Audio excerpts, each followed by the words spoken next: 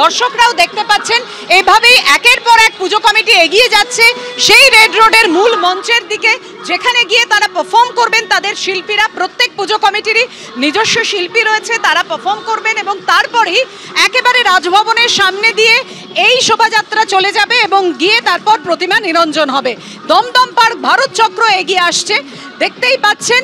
এভাবেই রেড রোডের কার্নিভাল একেবারে জাঁকজমক, বৃষ্টিকে উপেক্ষা করেও শিল্পীদের মধ্যে দারুণ উদ্যম আমরা দেখতে পাচ্ছি এবং প্রাণের যে স্বতঃস্ফূর্ততা, আনন্দ, সেই প্লাবন। দেখো আকাশে বৃষ্টি হলে কি হবে, তারা ভিজে যাচ্ছেন, কিন্তু তবুও প্রাণে এই আনন্দের জোয়ারে কিন্তু কোনো খামতি নেই।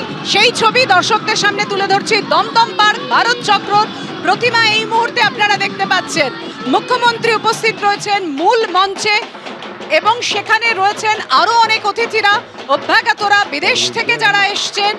ইউনেস্কোর স্বীকৃতি পাওয়ার পর এই পুজো এখন বিশ্বজনীন। বাংলার দুর্গোৎসব, সংস্কৃতিতে, শিল্পের উদযাপনে স্বীকৃতি বিশ্বের কাছে বাংলার সংস্কৃতি, বাংলার শিল্পকে তুলে ধরছে আমাদের বাংলা, পশ্চিমবঙ্গ। নাকতলা উদয়ন সংঘের ছবি এই মুহূর্তে একেবারে মূল মঞ্চের সামনে। নাকতলা উদয়ন সংঘের পারফরমেন্স এবং প্রতিমা, আর একের পর এক প্রতিমা এগিয়ে যাচ্ছে। এই মুহূর্তে এগিয়ে যাচ্ছে সমাজসেবী সংঘ এগিয়ে যাচ্ছে একেবারে মূল মঞ্চের দিকে। দমদম পার্ক ভারত চক্রের পর সমাজসেবী সংঘর প্রতিমা, শোভাযাত্রা এবং সেই সঙ্গে শিল্পীরা যারা পারফর্ম করবেন তাদেরকেও আমি দেখতে পাচ্ছি খুব সুন্দর করে সেজে। যেটা বারবার বলছিলাম, বৃষ্টি কিন্তু কোনোভাবেই তাদেরকে থামাতে পারেনি। দেখতেই পাচ্ছি প্রবল বৃষ্টির মধ্যেও খুব সুন্দর করে সেজে। গাছ নিয়ে কেন যাচ্ছে? হ্যাঁ, গাছ নিয়ে কেন যাচ্ছে?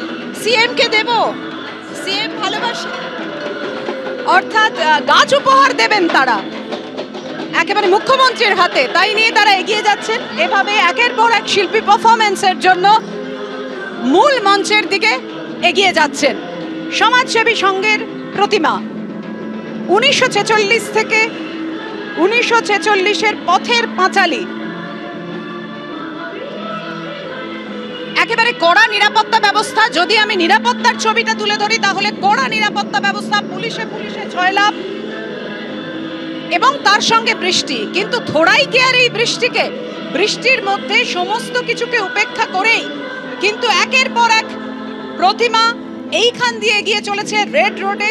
একেবারে রেড রোডে যে পুজো কার্নিভালের মূল মঞ্চ, যেখানে উপস্থিত রয়েছেন মুখ্যমন্ত্রী মমতা বন্দ্যোপাধ্যায়, শিল্পীরা এবং সেই সঙ্গে বিশিষ্ট শিল্পীরা এবং সেই সঙ্গে বিশিষ্ট অতিথিরা যারা বিদেশ থেকে এসছেন তারাও, এবং সেখান থেকে হয়ে তারপর রাজভবনের সামনে দিয়ে প্রতিমা এবং এই শোভাযাত্রা চলে যাবে।